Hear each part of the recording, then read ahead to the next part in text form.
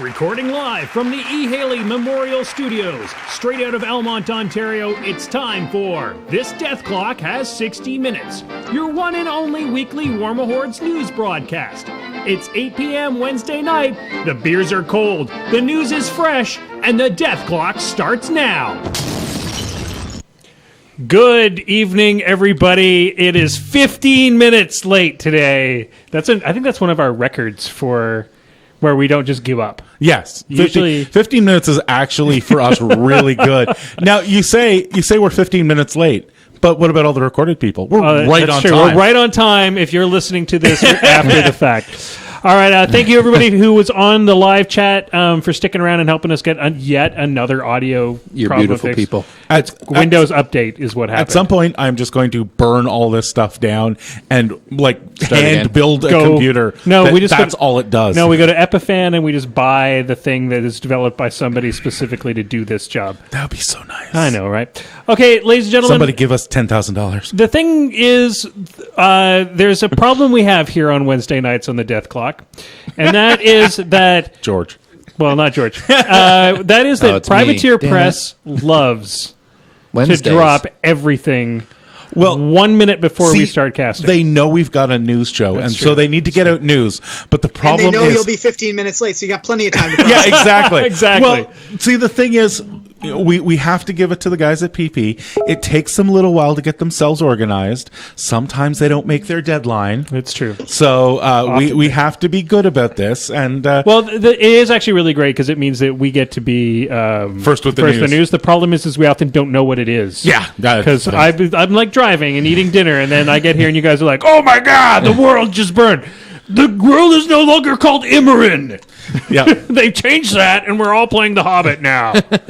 The world isn't called... That's a different game. The world isn't called Emerald. Oh, I don't really care. Just joking. All right, so I got to introduce everybody. First off, our guest this evening is the one and only James Craig. Yay. James is on the show tonight because we are going to be talking about organizing cool things to happen in your local meta so that new players are coming up through the... And new things are happening. How do we get new noobs to get into the game? That's right. So we're going to be talking about that a lot tonight, and we've got a ton of news to talk about. There's some fake rules that hit this week that we'll talk a bit about. Fake rules. But before we get into that, I got to... the hashtag. The hashtag fake rules. All right, I'm going to go over to Maelstrom. Maelstrom, how was your week in War Machine? It's been pretty good so far. Well, no. I mean, it's been okay. Dude, you rage quit Ghost Fleet. No, I didn't rage quit Ghost Fleet. I've played Ghost Fleet 5 or 6 times now, and it's not the style of play that I enjoy. I won like 3 or 4 times with it. I just don't enjoy it. Well, it's also, I think there was a tough experience for you doing that because everybody who you played were playing it so that they could figure out how to beat Ghost Fleet. Yeah, I mean, I honestly could have played it twice and been happy with it. Mm-hmm. I played it 5 times because people wanted to play into it. Yeah. And if somebody, again, wanted to play into it, I probably would because I'm nice like that. But on my own, I don't really enjoy it. But you spent a lot of time and money gathering this stuff to play Ghost Fleet. It's sort of like... Yep. Now I've got it, and I'm good. Yeah. All right. It's like me with the freebooter spam. I pretty much. Spent a ton of time and then played it like 4 times. And I'm like, that was fun. Yeah. Going over to George Schweitzer, the one and only Semi-Automagic. How was your week in War Machine? You had like a streak of games the week before last. Yeah. And I got in the week before. I got in 7 games, and I only got in, I think, 2 this week. Wow. No, the week's not over yet. That's but, true. I got to play Harkovich into a couple of weird and wonderful ones. There was some evil ret that tried to kill me a couple of times. Are you still unbeaten with that Harkovich list? No. I've been beaten 3 times. Oh, I think I did. I get past it? No, you didn't get past it. Jason got past it once. And with Ghost Fleet. Yeah, with Ghost Fleet. Danny Daigle got past it once. Well, Danny Daigle, doesn't matter what he did. It was just because he's Danny Daigle. Those fucking healing Hellmouths. Okay, going over to James Craig. Did you get any War Machine in this last little bit there, sir? Or you have been so focused on certain projects, it looks like. Well, the projects have been pretty big, but a couple of War Machine things this week. We finished my season with the Games Club at my high school, crowned Tanner Olson and Gabe Siggins as our MVP and MDP. And aside from that, my son is building a Crix army. And I helped him convert one of his brute thralls, so it is doing something the kids call the dab.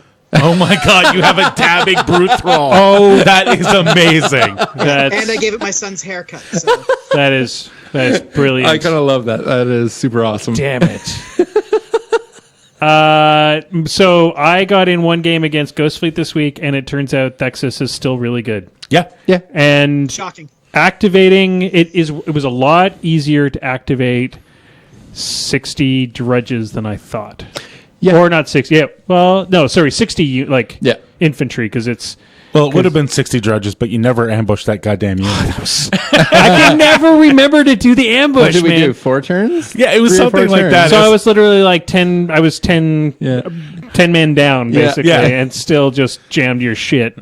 It was good. It was a good game, and So I think I don't think Banky's wrong. I think against Banky, he would just wipe the board with me. Yeah, but in the hands of a less experienced player, and we're both equal players. Yeah. So in the hands of an equally talented player, I think Thexus has game into Ghostfleet. The biggest thing is Thexus's feet, where he can just move shit out of Denny's way, and then charge into adrenally flooded drudges and fucking blow up. And those drudges get an extra move on top of it all. Exactly. It does a lot. So it's just you have to use the drudges to get the amount of jamming I would have to do to try and stop Thexus's feet is just it's just tough. By the way, if you ever do go back to Ghostfleet, I'd be really interested to run that Zal 2 list into it. Well, if you want to play it, we can play it. Well, it's not something that I'm like hankering at the bit for because I'm not playing that faction right now. Yeah, you're not. But I would be really interested to see how. I'll always have the models for you, G. All right, girls, we got a lot of news that dropped in the last hour. I don't even.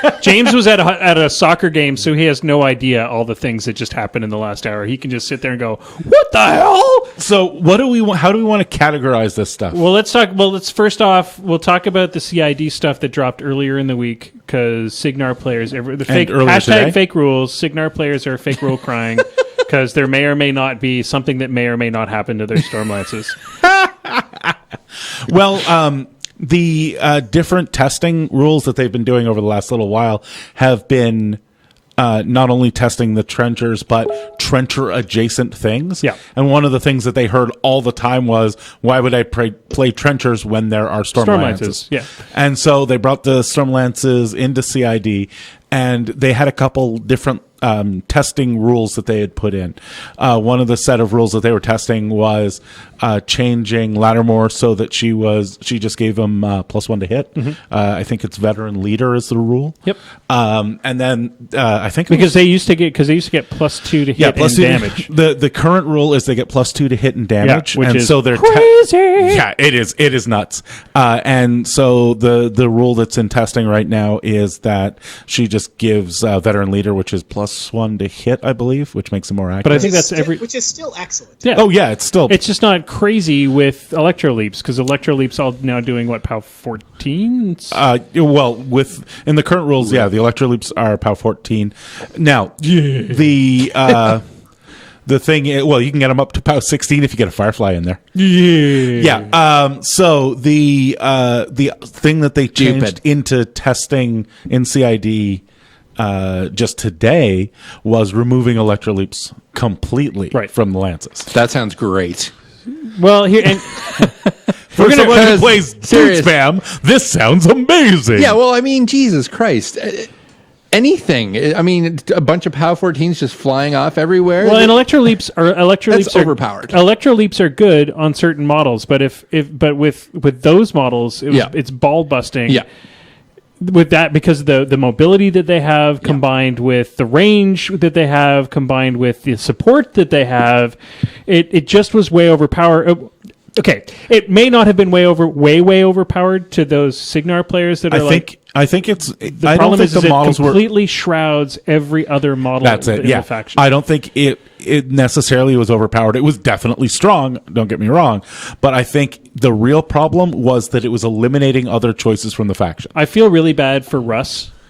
Because he got to play, he played them twice, and both times he played Stormlancers. We just killed them before. No, I just killed them before they got They to became anybody. target number one. He was like, "Well, I don't know what's so great about these Stormlances." They And I'm die like, right away. They die right away. I'm like, "Yeah, because if you get them into me, I'm dead." Well, I guess I'll get that second unit back from Marc Andre then.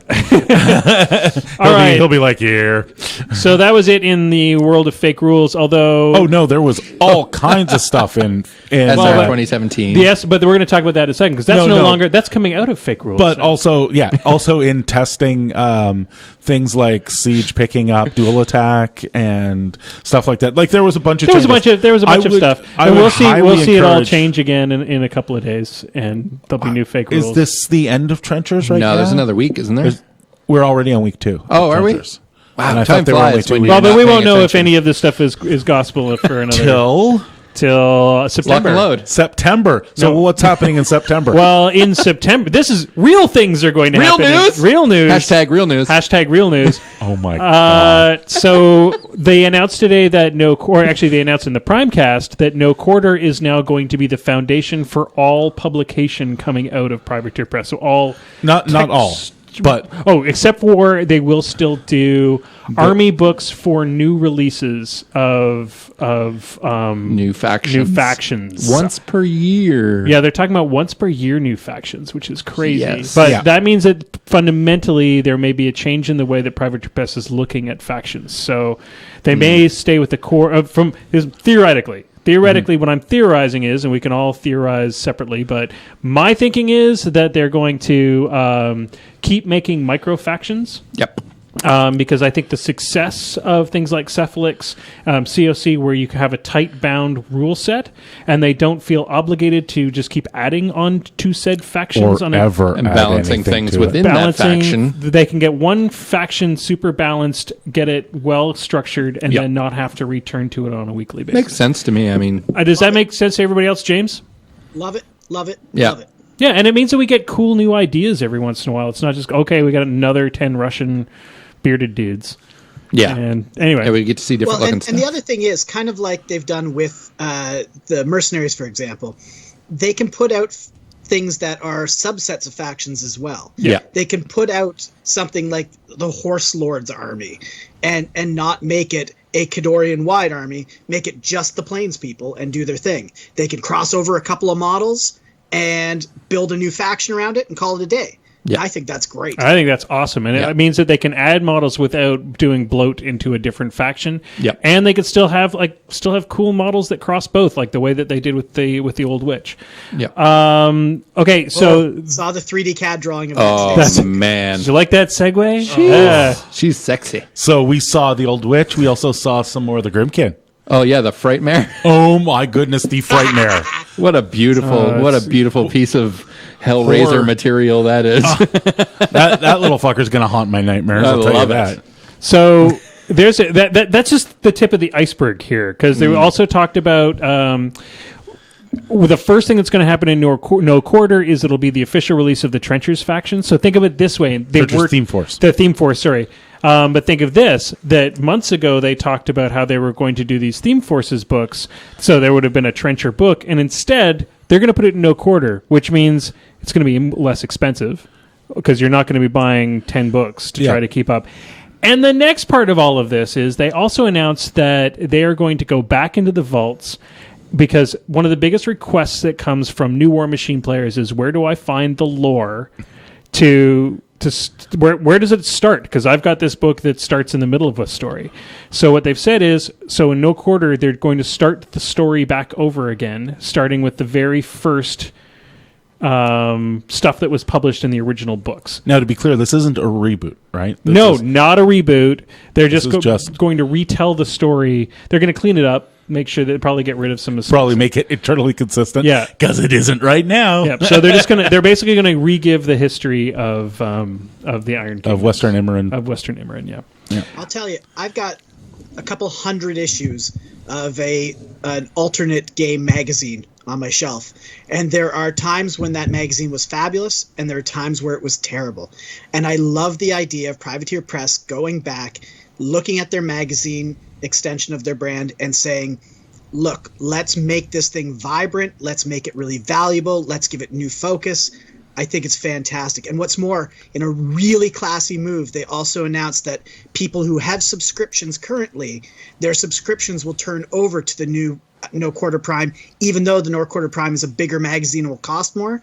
The people that have current subscriptions, it will be continued for them at no extra cost. And I thought that was really smooth. So we all should have subscribed last month as well. Yes, exactly. And also, by the way, if you get your magazine as a standard pull at your local comic store, I know some of us do that, be aware that you need to make sure they'll get in issue number 1 for you, because there's a model attached. Ooh. Yeah. Yes, Dang, there is so going much to be. cool stuff There's happening. going to be. I'm not. They didn't say it was an exclusive model, but they said there will be a model with issue 1. All right. So also after that announcement on Primecast, there was a bunch of other announcements on Primecast, but I don't think anything had as much weight. A lot of troll as that. stuff. A lot of troll stuff. They trollkin talked stuff. about some of the stuff that's going to be coming up through I'm sure the CID. boys on Troll Blood Scrum will take a look. Yeah, at they'll that. talk Yeah. about it in Pay depth. attention after our episode. I'm I taking can't wait. by the rubbing of James's hands. What kind of troll stuff did they announce? You must be excited about it, James. To be perfectly honest, I didn't read it yet. I've got it tucked away at the side, but I saw the troll stuff, and I got like, I okay. got to save this for I later. saw some So, Borka 2 stuff. Oh, crazy! Some Working too. Nightkin, some North. Nightkin. Shouldn't they Northkin. make Borka 1 better before they No. What? There's nothing wrong with Borka 1. beautiful Porky model? One's a boss. He is a drunk bastard who will lead Love the him. trolls. Yeah, there was something anywhere. about anything within a certain range of him becoming stumbling drunk. I love it. Yeah. What That's would the be- kind of stuff I can get behind. Alcoholic mist. Yeah. I've already started converting one. Nice. So the next thing that also was announced today is, of course, one of the Will had to come out and just do like another announcement today, which is he announced all about the new Steamroller packet. Which will? Hungerford? It's Hungerford. Yeah, sorry, I'm trying to remember which one of the Will Hydra. Which of the Will Hydra heads yeah. is Like, a steamroller head? When in doubt, blame Hungerford. So he announced that he announced some of the finalized changes to the SR 2017 CID fake rules packet. So we have some closer idea as to what the real rules will be when they finally become actual rules, Yeah, not so just fake rules. So the Steamroller CID, they finished testing a while back, and this is if we don't see those damn battle engines really soon, the CID for SR 2017 will be the first one we actually see morph, because we know that we now know, because of this insider, that those rules are baked now. Yep. So they're But solid. most of the there was a lot of big changes from CID. So Yes. remember, we were waiting for this SR 2017 packet to drop because it was going to be Well, our we know first it's gonna indication drop of at how rocket much mode. changed. Well, yeah, but it is the first indication of how much actually can change from the After. end of CID on, Yeah. and a lot changed. Yes. Some major changes happened. So this is one of our first indications that CID is it's a great way to test out new ideas, but just because the last week of CID was a certain way doesn't mean that that's what's going to happen in the end. Yeah. So Jason, you were kind of reading in depth all of the big changes that were happening in that announcement. Let's talk a bit about the zone changes. Yeah. So 2 of the zones made it. Well, 2 of the zones didn't make it through unscathed. So Outlast and Recon, the new ones, have undergone a mapping change. We don't know what it is. They didn't post a picture of it. But those 2 zones will not remain the same. That's a two scenario. scenarios. But what Sorry, happened? yeah. But they made a huge announcements on the way that the zones work too. Yes. So mostly it stays the same. Solos can no longer score zones. Solos can only score flags along with casters. So the normal stuff, the units can score circular zones. Jacks, war beasts, and battle engines can score rectangular zones. Right. Warcasters and Warlocks can score anything, including flags, but solos can only score flags. Which was a change, because I believe in one of the CID packages, solos could score circular zones. And casters could only score flags at one point? No, casters can... I think they could score casters everything. have been able to score everything. Right. Yeah, I don't pay attention there to was fake rules. There was the thing where people were like, well, if I put my caster touching 2 zones, does that mean I score 2? And the answer was yes. Yes. As a matter of fact, and they changed the amount which is why I play Witch Coven. Because you could score all the zones with all just the your zones caster. all the time. And last but not least, they announced that the point to win is down to 5. Goes but down to 5 instead of 6. Which I think is a welcome change. 6, I think, was just a tad too much.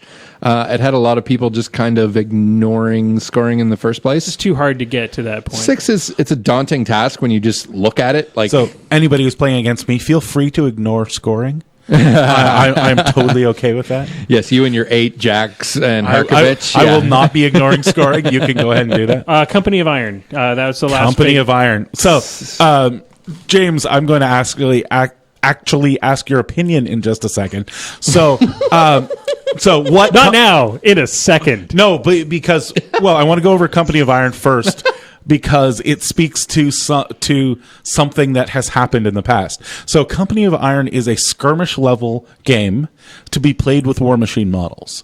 In the starter box, we're going to get 2 new solos that are sort of going to be the leaders in those 2 I'm going to call them war bands. I don't know what they're officially going to call them yet. Companies, probably, since it's Company of Iron. But this is a skirmish level, I go, you go style, instead of I move all my models, you move all your models game. It's meant for much lower point level, and it harkens back, and this is the thing I want to talk to James about, to GW's Necromunda and Mordheim games. So, here's what I want to ask James. You have been playing this game for quite a while, yes. or more to the point, war games for quite a while, and in the arsenal of GW, if you think back, GW stopped producing 1,000 codexes and started moving stuff to White Dwarf, and they released Necromunda and Mordheim, and are we seeing Privateer Press trying to relive the glory days of GW here? Because it seems like they have definitely, I don't know whether it's convergent evolution or whether it's a conscious effort by them to sort of mimic the best times of GW. What do you think's going on there? So I think the answer is actually slightly more complicated even than that, but it is certainly along those lines. I think for me and for many other gamers, the best things Games Workshop has ever released were some of their boxed standalone games, Necromunda, Mordheim, Blood Bowl. But if we look even in recent Games Workshop history, over the last few years, the major injections into their cash flow when things weren't going well were new boxes like there's an Assassin's game that they put out, and there is a new version of 40K that plays like Necromunda that they've put out. And these things have all done actually very, very well for them over the past few years, much better than their stagnant standard releases. So these things have been, these almost board game approach to miniature gaming have been really, really successful, especially since they can connect into the existing miniature ranges. So I think that is definitely one part of it. The other part, though, I think, too, is that as much as War Machine and Hordes are still considered skirmish games, I mean, the points levels have gone up and up. The inclusion of stuff, there's more stuff on the table now than when I started playing, and I haven't been playing War Machine that long. You know, and I look at the armies now, and I'm quite happy with it, but it's an army game. You can play at a lower point level. I love playing War Machine at, like, you know, a much lower point level. But the truth is the standard game has become the bigger game. And I think that this is something that can appeal to a lot of people in terms of, you know, exploring small factions or offshoot things a lot more easily than even picking up another force. I'd love to play Khador. I've got lots of models that I've painted for other people that are Khador that turned out really cool, but I'm never going to build a Khador army. I might build a Khador grind team, but, again, this is something a little more focused than that even. And, so this would give me a chance to do something like that, this small skirmish-based stuff. And also it makes for good kind of lunch hour or kind of after work gaming where you've only got a limited time, and I got to go pick up my kids. Let's throw some dice for an hour instead, and let's just be done with it.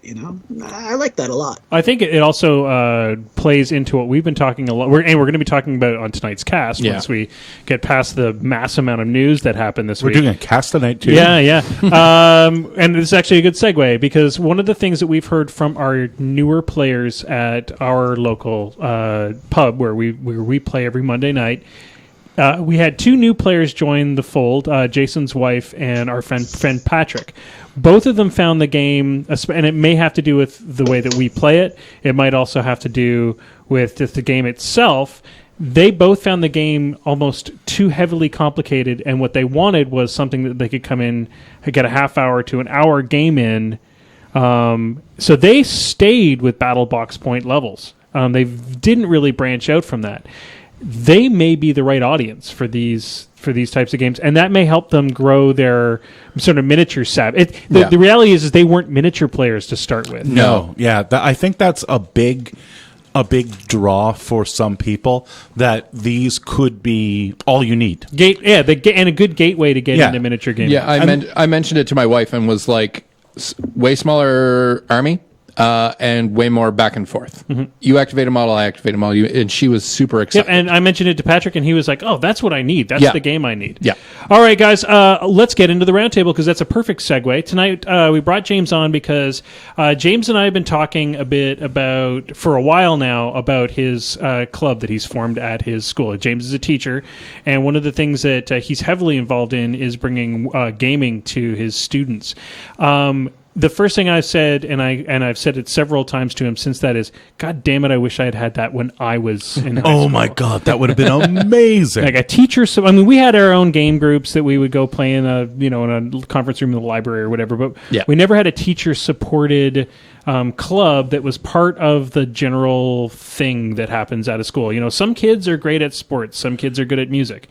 I would have loved to have gotten a badge for role playing. I might not have joined that gang and spent several years in juvie. So, well, you may not have become a death metal singer. I may not have. True story. So let's go over to James. James, tell me a bit about how the club came into being and how you run it. Well, we started out as a death metal band, but then we kind of awesome. No, the truth is.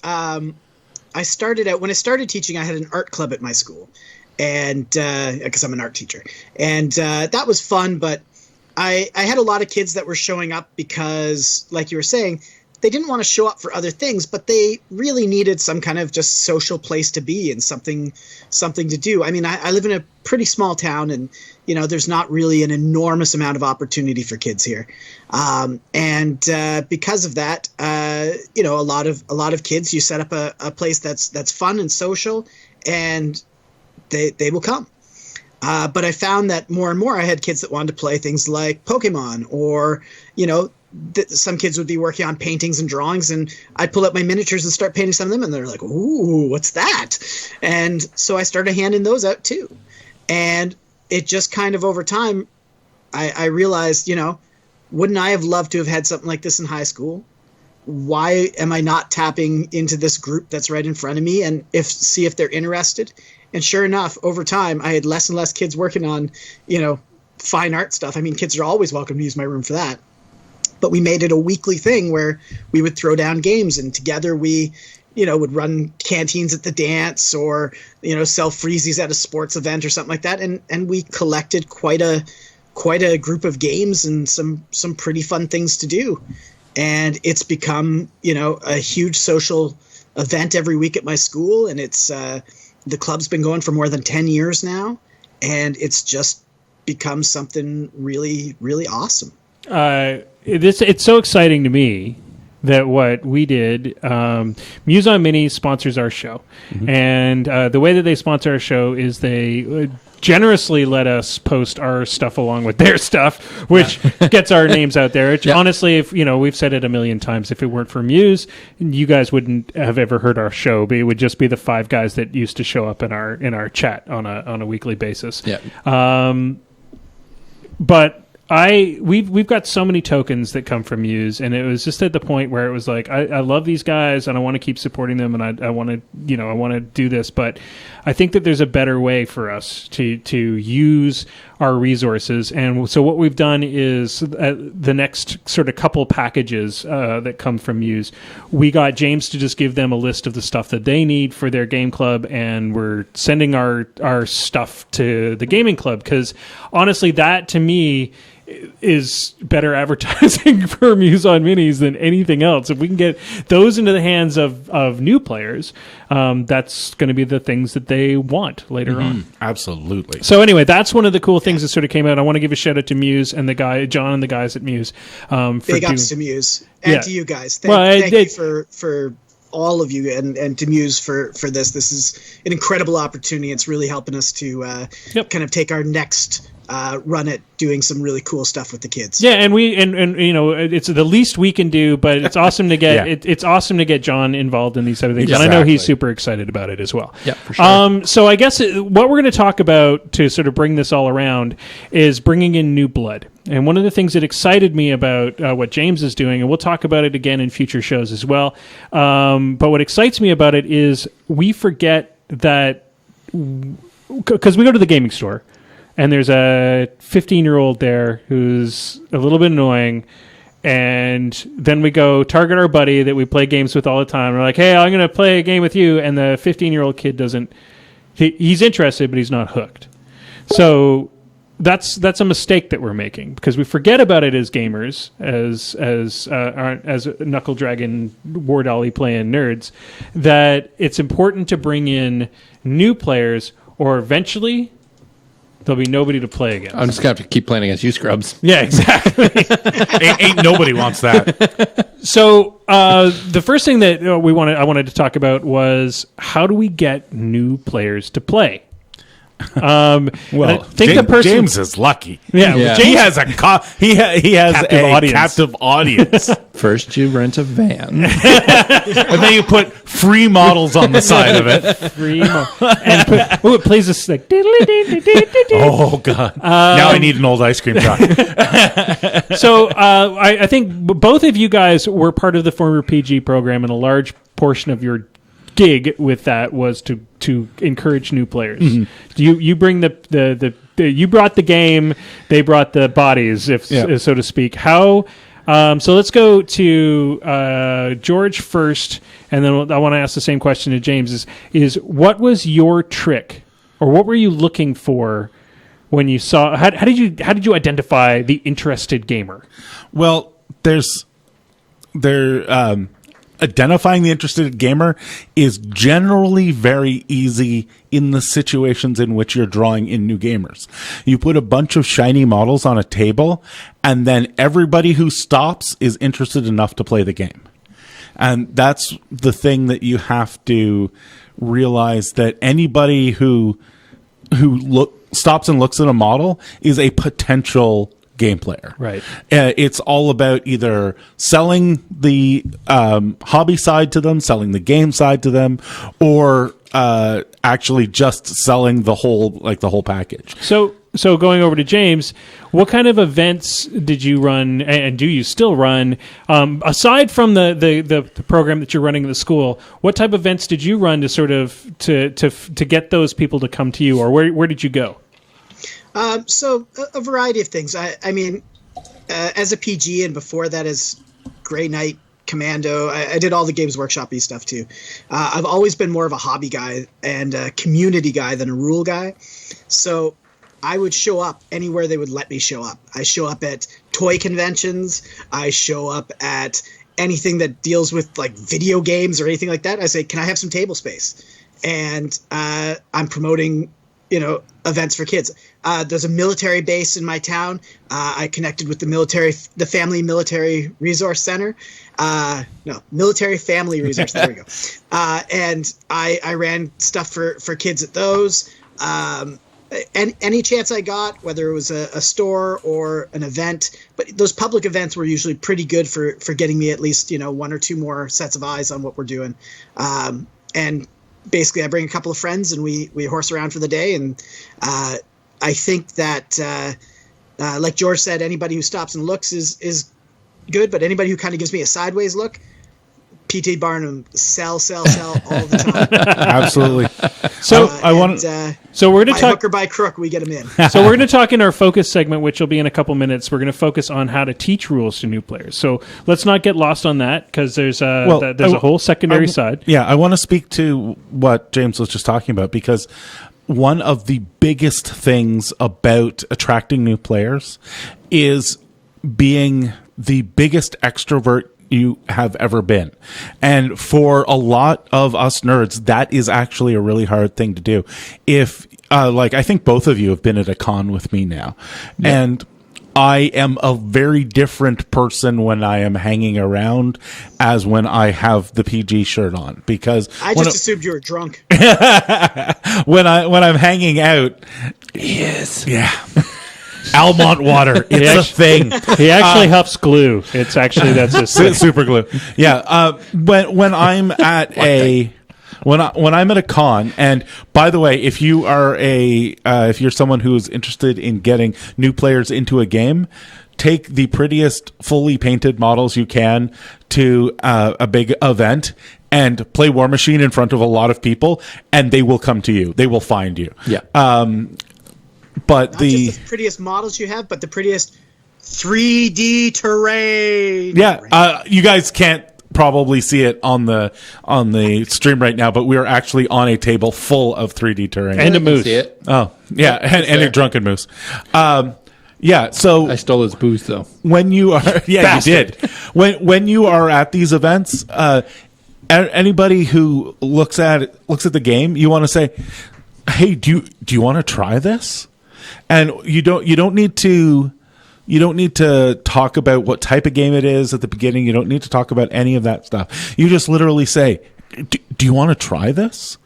And most people will just sit down. That really harkens back to the van comment from earlier. Exactly. Yeah. People will sit down, and if you don't burden them with a lot of rules, and we'll talk about that a little bit later, they'll just play the game whether they know that they're playing a miniatures game or not. So going over to you talked briefly on this, George. You talked about appealing to you have to sort of figure out whether they're going to be into the hobby side of it or into the gaming side of it. I'm going to throw this over to James. When you've sort of identified a budding hobbyist, what is it your sort of tactic to get the first time painter to go buy a model and put brush to paint or brush to lead?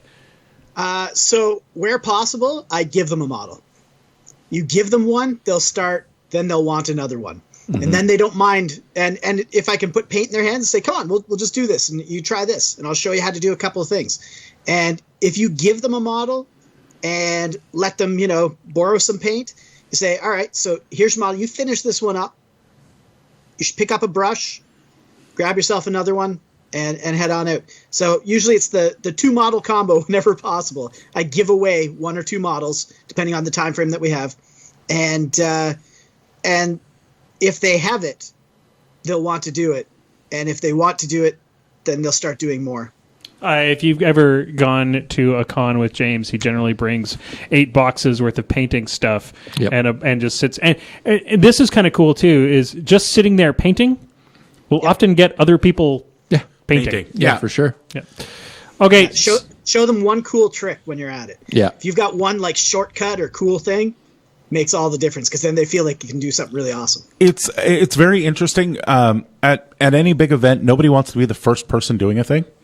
So what I always try and do is have 3 people with me. 2 that are people that can give demos, and then one as my just my shill.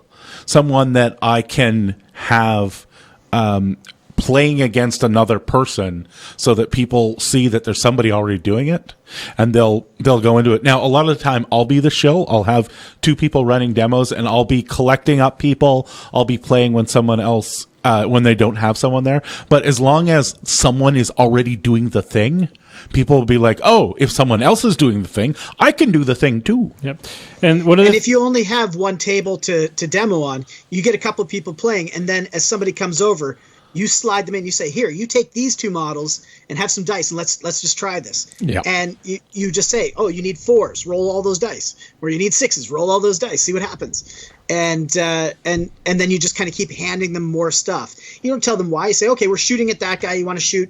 Your thing is 4. So that means you need 6s. Just roll it and see what happens. And things happen, and people start playing. And after a while, they start to remember, oh, I need 6s with this guy, or I need 4s with this guy, and I can move them around. And you just kind of go with that. I'm going to send this over to Jason. You are a community guy. You play to have fun. Yeah. What do you think are the best ways to keep a meta from stagnating? And what causes stagnation? And what kind of things do you think we need to do now that the PG program is gone? It's up to us as individuals to keep growing the community. So, what do you think is sort of what's your game plan? I think the biggest thing is constantly reaching out to new players, whether it be with journeyman or going to cons and just setting up tables and trying to get new people interested. There's a lot of talk on the internet right now about people's metas suffering, which has something to do with the time of year. It's summer. Yep. Not a lot of people want to be inside playing games. Go outside and play games instead. But it is a rough time of year. But at the same time, we have to keep branching out to newer players. And if we don't, then we're going to suffer when the colder time of year comes around. Well, there just won't be anybody to play. I think something that you really, really ought to aim for, too, is if you've got people that are just like at the beginning of being hooked, they're just starting on something, right? And you know that this is the time where they're not going to be coming around stuff. Start telling them, look, in the fall, in September, this is what we're going to be doing. Yeah. So paint up a couple more things and get ready, because we're going to give her. Journeyman and be leagues. ready to hit the ground running at the time that you designate. For me, it's always easy. The new school year is the new thing. So in September, we're going to do a couple demos at the first part. By October, we're full running new leagues, new games. This is the thing. So look ahead. If you're give people long warning, say it's coming. You should be on board. If you're an organizer, your journeyman leagues are middle of September, middle of January. Those are your two journeyman leagues, because those are the two times that when you publicize them, people will be able to get back into whatever. Middle of September, usually people have started school, started back into their work. They've got themselves sort of organized, and they can start into a new thing. Middle of January, people have their new toys from Christmas. They've gotten a little bit of money. They've bought a new caster. They're all stoked to use it. Yep. Those are the times. So if you're looking for when should I do a thing? Those are two really great times to start a Journeyman I think League. Journeyman Leagues are huge. Will ran a Journeyman League not that long ago, and just between two locations, Almont, which is kind of out of the way for a lot of people, we're a little segregated from the rest, and Out of the Box, which is One of our local game stores. It brought in at least three or four new players out of the box, and that's fantastic, because those are people that are, as far as I know, I've been watching, and they're sticking around. They're still playing the game. Yep. So yeah, that I think they took to it a little bit. Our Almont journeyman guys ended up being us in the end. Well, we're a little out of the way. Yeah, but that's all right. I guess the last thing, and this kind of actually, it's a perfect segue, because you're talking a bit about our local gaming stores like Wizards Tower, Out of the Box. There's a ton of events that Minty and those guys are running at. Yeah, Minty's Fandom. running an amazing one right now where you get to build your own caster, and then run a journeyman on using that caster. That's cool. Somebody has a journeyman. Like their new caster is a Kidoran caster that is being represented by the Bombshell Bombardier, is the model he's using for that caster. So it's a female caster who like worked on Behemoth, and that's how she got into being a warcaster. It's really cool. Very cool. So I guess what I wanted to sort of state, and I guess you guys can jump in on, you can state more. One of the things that we've lost with the press ganger program going away is you no longer have press gangers whose job it is to make sure events are happening at stores. It's now on the onus of the stores to make sure that that's happening. But the reality is a store, unless it's got a decent turnover of money coming in from privateer, like from selling privateer press models, they're not the guy who is working at the desk is not necessarily going to run an event. True. It is on us as members of the community to grow our own community, and part of that is making sure that you are the one that goes and helps out at the store. If you think, we've said it a few times on this show since the dissolving once or twice. If you think that you could do it better, prove it. That's why I got into This it. is the time. This is the time to do it, because you could be the guy who's the War Machine guy at your local store. Absolutely. Something else too is if you do have multiple stores in your area, especially ones that have a lot of veteran players to begin with, another dimension for your journeyman leagues and things like that is to take the top 3 players from each store and let them know that the top 3 players in each journeyman league are going to battle each other out in a special event at the end, so that it just kind of gives, a little bit of rivalry, friendly or otherwise, and a little bit of something else to look forward to beyond the basic journeyman league itself.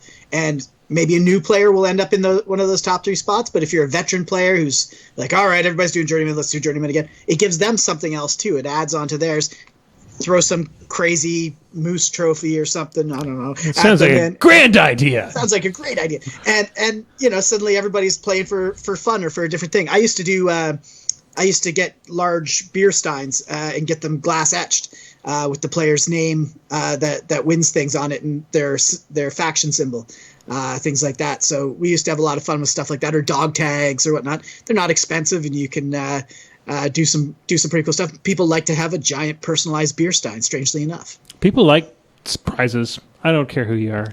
Yeah, You kind of want to come home. Everybody wants to likes fight for the things. Yeah. Well, James is leaving. He's got to go find a beer stein. He's going to go get us got a an cool awesome thing to prize. show us. Okay, so it's I don't foresee us needing to go too much deeper into that because we're going to go into this evening's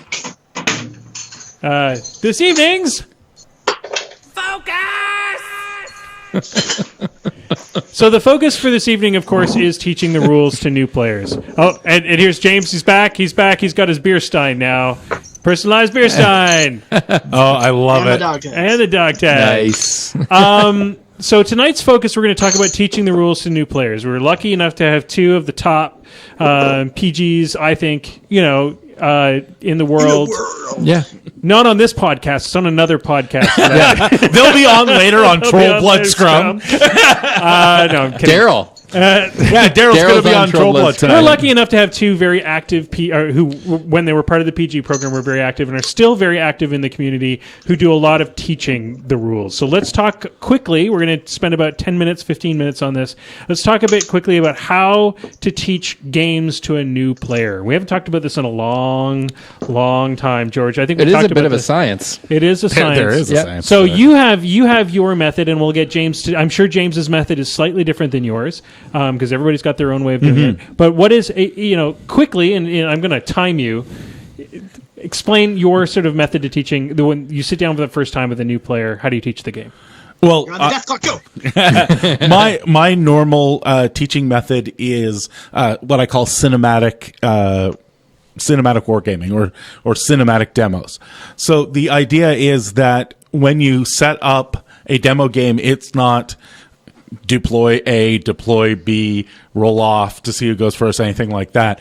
What you do is you have a scenario in your head already. So a classic one would be the Cricks have taken over this tiny town and the Signarans are coming in to try and rout them or something. And so you set up the Cricks as if they're entrenched in the area. You set up the Signarans coming down a road or something on the table. And then you put them in charge of one or the other side, depending on how you suss them out ahead of time. and then you describe things like, so this is 60 tons of angry metal with about the same intelligence as a big dog, but you can use your magical energy to cause it to hit harder, move faster. So okay, the way we represent that magical energy are these things called focus. So what things do you want it to do this turn? Well, I want it to run over there and smack that guy. Well, to make them go quicker, we're going to need a focus. So we'll put that on there. And if you want to hit them really hard when you get there, we better put another one on there. How good is your jacket hitting things? And they're like, it's got a 4. And it's like, well, that's kind of low. Do you want him to be more accurate? And the guy's like, yeah. Well, then we better give him a 3rd focus. And he's like, can we give him 4 more focus? No, they can only have 3 focus. Their little brains can only handle so much, And so you build up that narrative of these giant stomping robots and these casters wearing basically steam boilers on their back, providing them with magical energy, and that sort of cinematic thing is what I think draws in a lot of people. And then you have to master the PG move. And the PG move is how to lose without looking like you're losing. And that is probably the hardest thing to learn as a PG. I believe that the trick is to leave wide windows of opportunity. Yeah, well, no, you have to be subtle about it, though. Yeah. That's the trick, is to lose in a way that doesn't look like you're just throwing the game. You need an excuse to not put this many focus on that person. You give all your focus to a guy that you know is just outside of range, so he can charge in and then miss his attack or something like that. Yeah. So, James, what is your, because I'm sure there's some slight differences, what is your methodology to teaching the first game to a new player? I do it exactly like George, just cooler. Fair enough. That's fair. The big thing, though, the truth is that's basically how I do it too. But the big thing is, in the throwing, not throwing the game aspect, I always set up, because it's really easy to find some kind of assassination vector when you're playing somebody's first game, right? Mm-hmm. So I go in for the Hail Mary, I might kill you, and end the game right here. So I'm all in. Mm. And if I win, and it's usually a very low percentage play, but if I happen to pull it off, I say, all right, now I'm going to pull my guy back and not do that, and let's try, a normal play. And then I just kind of shuffle my guys around, and then they kill me. But when you go in all in on the Hail Mary, and it's a low percentage go, but, they can see, oh, this could have been the end. It's really tense. It's a big moment. And you failed, and now I'm going to mob you and crush you, and that'll be the end of the game. And so it makes for a really exciting end to the game. Absolutely, that like it.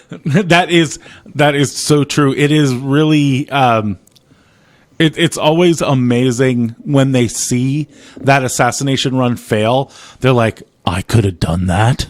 Yeah. I can do that, and then they get really invested in their assassination run. Let's talk about. So the question I think that comes up most for a player who's never played before or has played one demo game is, which faction should I choose? To go back one step, what do you guys feel is the best factions to do demo games with? Ooh, that's a hard one. Is it just based on what the prettiest models are, or is it go with the 2-player starter box? What do you guys think? Khador all the way. Mm-hmm. Yeah, I always demo with Khador if I have a chance, because you've got Warjacks that can throw, you've got Warjacks that can take a punch in the face, you've got Sorsha who can do that low percentage assassination run from a million miles away and then die. It's the one for me. George? Khador definitely is a really good option. What do you use as the foil for Khador? Do you throw in Signar or? I still like Menoth, actually, because of the knockdown feat. So when your assassination run fails and these guys with flamethrowers are there and they can knock Sorsha down with a feat and then kill her very easily, that's the beautiful turnaround right there. Or if they get ahead of me so that I don't get a chance to, maybe they've maneuvered in such a way that they're. A lot of new players want to do this wide flank thing that takes forever to get across the board because they think it's sneaky and tactical. And I got to keep trying. You got to play hard. You got to go all in. And with Menoth, I can kill a couple of things and put the pressure on really bad, and then eat it. And with what's his face knocking everybody down, that Kraos? Kraos. Yes. Yeah. When that happens, it's a beautiful thing. And the guy's like, I'm so powerful, I knocked all your stuff down, and now I will thump you. Yeah, I actually like to throw Crix in there because I find the undead have a really high draw power amongst a certain group of people. People understand zombies. People understand, undead stuff, because our society is so inundated with it. So I like to be able to say, do you want to play the Russians or do you want to play the undead guys? And that dichotomy really allows people to sort of pick a genre, for want of a better word. Yeah. Crix is easily my third choice as well, but flamethrowers are also a big draw. Flamethrowers are pretty cool. I tend, at least in second edition when I was teaching new players, I tended to like doing Signar because Striker's feat was so simple. And you could, so the cool thing is that Sorsh's feat is so aggressive, if that makes sense. It was really being able to play. If you figured out the guy was more of a aggressive type player, you give him Khador. If he was a defensive style player, you had to figure it out, which was just as complicated. But that feat was so simple it ticked over. What about hordes? So, I was just going to ask. So, question from the stream actually was hordes. What do you drop? I was always a big fan of the Legion versus Circle matchup. Mm-hmm. I think that's a fun one. A lot of people like the dragons and Legion and the werewolves and Circle. And I think that a lot of people are concerned that Circle's too difficult, but that battle box actually isn't. Yeah, it's relatively straightforward. You're not dealing with teleporting stones, which is what makes it exactly.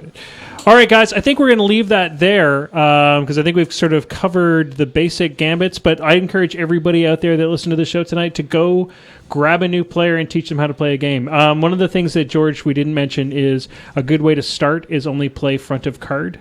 Yeah. Ignore the spells, ignore all the extra stuff, and just go with that. My opening question is always, have you played board games before? And they say yes. And I'm like, oh, have you played tabletop war games? And they say, yes, I've played 40K for years. And then I know I can use the entire card. But if they're just a board game player or they haven't really played anything on the tabletop, I literally don't even mention spells. I don't mention feats. There's nothing on the back of the card. I basically use the stat line and the weapons, and that's it. And now you might say, that doesn't give you a really good, feeling of War Machine because you don't have the magic abilities. You don't have the big feats. That's sort of what defines it. A lot of people, they aren't actually interested in War Machine. They're interested in a tabletop miniatures game because they have never seen a tabletop miniatures game. If you are really lucky, if you are in a position where you can do a second demo game immediately after the first with people, then you say, well, here's the spells, here's the other side of the card, here's some special abilities, and then you can get into that depth. But people don't. When you're starting with War Machine, you are not like when you're just starting out.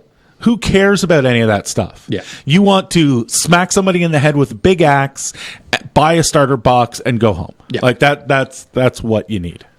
All right, guys, we're going to drop this because it's time for the George to hit jazz hands. Hit the button. Jazz hand. The lightning round.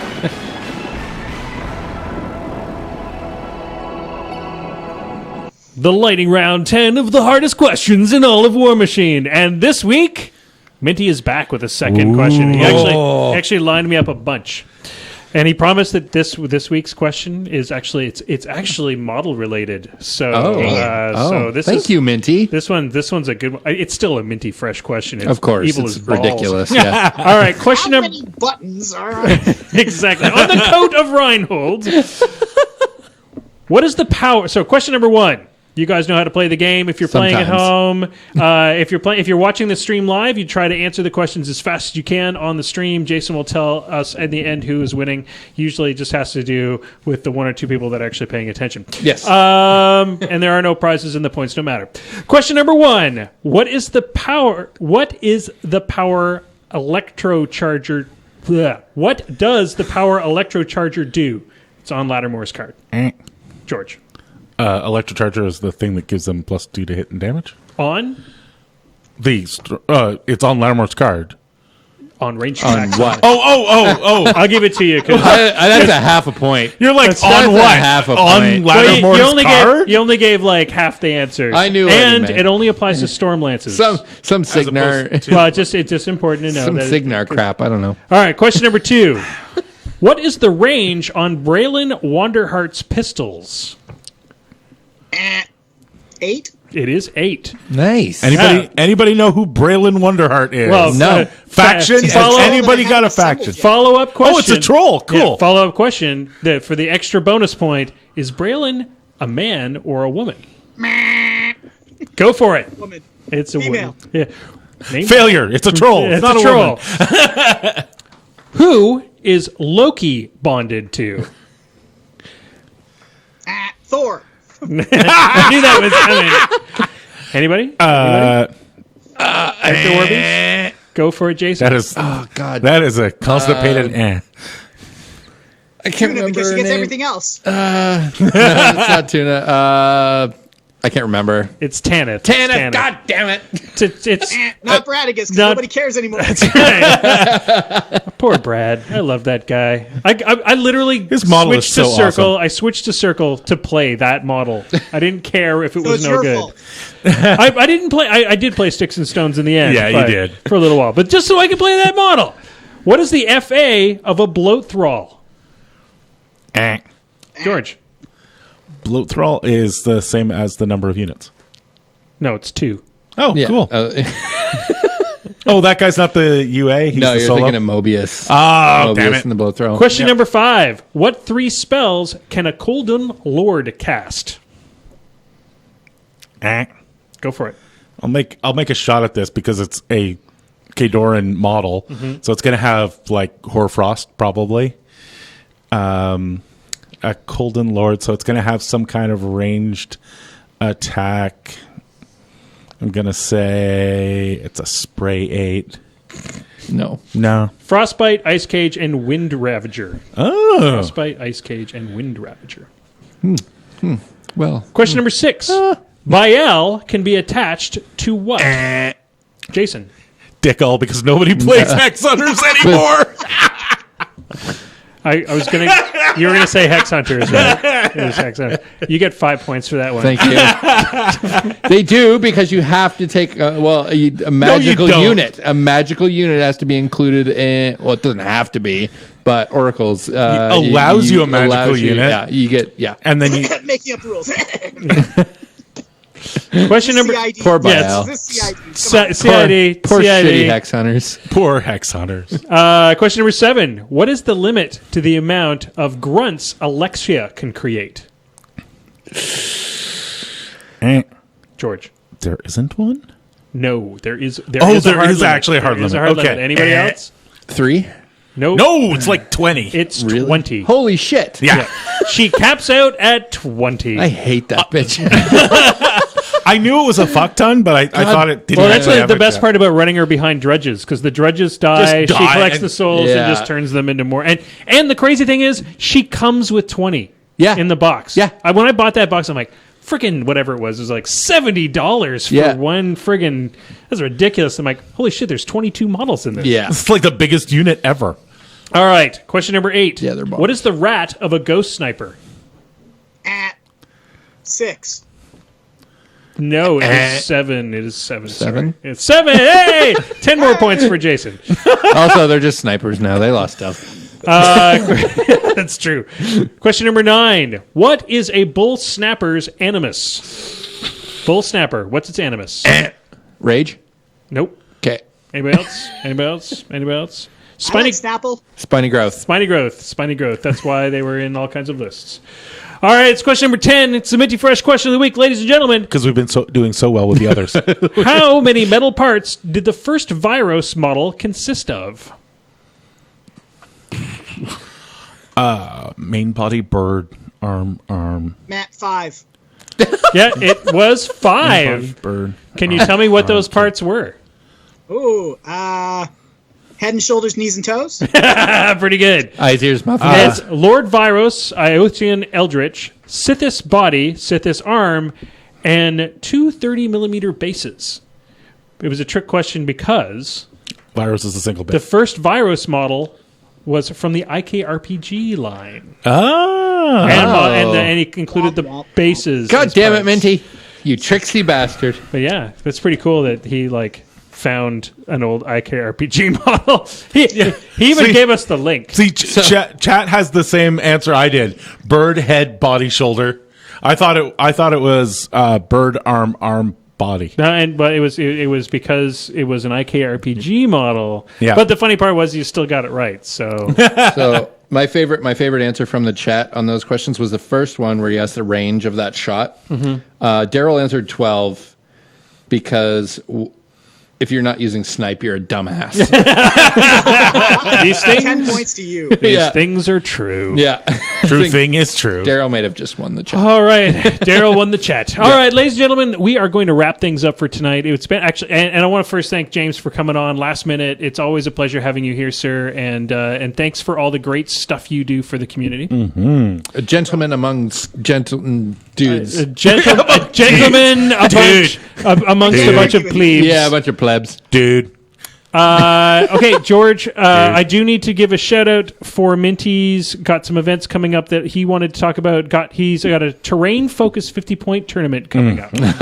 So much terrain. It's going to be amazing. One list, so you only get one list, Yeah. but you get an option to switch casters at one time. Oh. Tables will be terrain heavy. I mean, I think he's talking about literally breaking It's the gonna table. it's gonna be like a 40K table. No. It's infinity level of terrain. And if you've played Infinity, you know what I'm talking about. It's just sounds there's no amazing. It is. table. It really is. I've played in these before. It's amazing. There's no table. It's just all terrain. I've you've played got, in a Minty angles. tournament that had a castle built and a pirate ship on one of the boards, and you're exactly. like, so I lose if I start on the water side. He also All wants of you to your know jacks that there'll sink. be a follow-up to the Summer Rampage at Phantom sometime after the out-of-the-box one. What events do you have coming up, Mr. G? Speaking of Summer Rampage, out of the box, I believe it's July 22nd. There is their grand opening Summer Rampage. So we're going to be doing the Summer Rampage rules, which have all kinds of amazing rules, including Smoosh. I love Smoosh. It's probably Smoosh is one of my favorites. Yeah. You kill a living model with a colossal, it leaves a 4-inch AoE of slippery You slip goo on it. on the floor. Anything that moves into it falls You get down. knocked down, yeah. Just before that, we're going to have a champions event on, I believe, the 6th. Or just after that is the 6th of August is a champions event. And then the CCBB in the end of August. Everybody should come on out to that. It's going to be an amazing time. There is a whole bunch of stuff. There may be some amazing Moose Machine swag coming up for that event specifically. James, I want to hand it over to you. Do you have any cool events coming up in your area or things that you are being part of? Yeah, I've just got one that I'm going to kind of an early plug. Will's part of this as well. Nova Open Foundation runs charity raffles for armies. And I collected together a group of incredible painters. And together And we Will. made this. And Will. And together, Matt DiPietro, Sam Lenz, Dave Paulos, lots of top-notch award-winning painters. And just some really great people. We got Ben involved, Primal Poodle painting, the whole bit, and it's going to be this incredible, gorgeous Signar army. They're going to start photographing it this week, so we'll have some pictures to share soon. The army was designed by our friend Marc-Andre LeBlanc around the Black 13th. So A WTC player. Yom the Machine, if you follow War Machine models, you've probably seen his incredible Signar. He's one of the guys that's involved in painting this, and he let us use his color scheme, so the whole thing's going to look so good. And I painted a piece. Actually, I painted two, so it's you want in on this. The raffle tickets, they're still working out how much, but it looks like there's going to be maybe only 750 tickets available. $5 a pop. Money's going to a cause that a lot of Warhammer Hordes players have supported. Great. It's the Breast Cancer Research Foundation. That's the charity through Nova Open that we're going to be part of this year. This is the first time they've ever done a War Machine army, and they've normally done 40K in the past, and we wanted to get involved and show them what this community had to offer to share as well. They've raised more than $75,000 in the past 4 years. This is going to be a really amazing army. It's going to be. I want it. I don't play Signar, and I want it. The worst part is that, so being part of this whole thing, we've had a kind of our own private group where we get to show off the models and our work in progress, which I think we should somehow create a book that goes along with it, because there's just incredible work in progress pictures from everybody. That's a great idea. But the coolest thing is, out of all the paint, we've seen everybody's work except for DiPetrio. It's like he's like, I don't know what he's doing. He's like hidden the models. He hasn't said a thing. It's all like super hush hush. Ooh. So I'm pretty excited to see what that's kind of like going to be the final unveiling, which will it's pretty exciting. Yeah. And oh my god, the caster, the freehand on the caster. All I gotta say. Sam Lenz, if you don't know his work, you're a fool, because he is one of the best painters in America. He is one of my favorite people to see at hobby events. He's won the P3 Grandmaster Award, top piece at Gen Con twice. He's a monster. He's an absolute monster of a painter, and his models this time don't disappoint. They're beautiful. Something really, really awesome. All right, I'm going to wrap this up, boys, because we broke the death clock by 10 minutes, even after going long to start with. Yeah. Thank you, everybody, for joining us live on the stream. Remember, we broadcast live every Wednesday night at 8 o'clock if you want to join in the fun. And one of these days, we'll actually organize it well enough that we can give away more prizes. We haven't done prizes on the stream in a while. I want to make sure that we give a shout-out to our buddies at the Wizards Tower for keeping the lights on and making sure that we can do this thing. We've already given a nice shout-out to Muson Minis tonight, but if you need tokens, because the rules for CID, the rules for the Steamroller 2017, they've loosened up a little bit. So you may be wanting to make sure you have those sticks the way that you had them before. The steppers. The steppers. Go and buy 2 packages of the steppers. You won't regret it.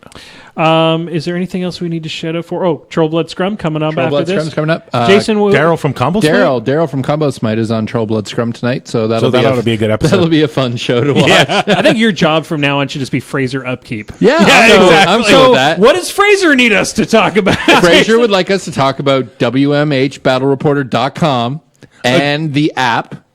Check it out. Report your games. All of that data goes to getting you really cool information on what you shouldn't be playing.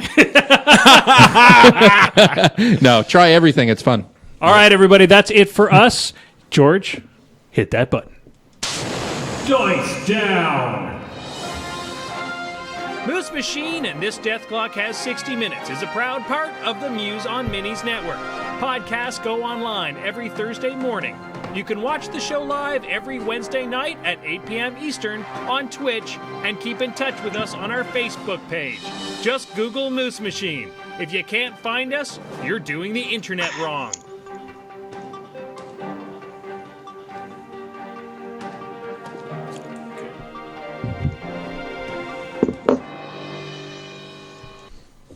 All right. Good job.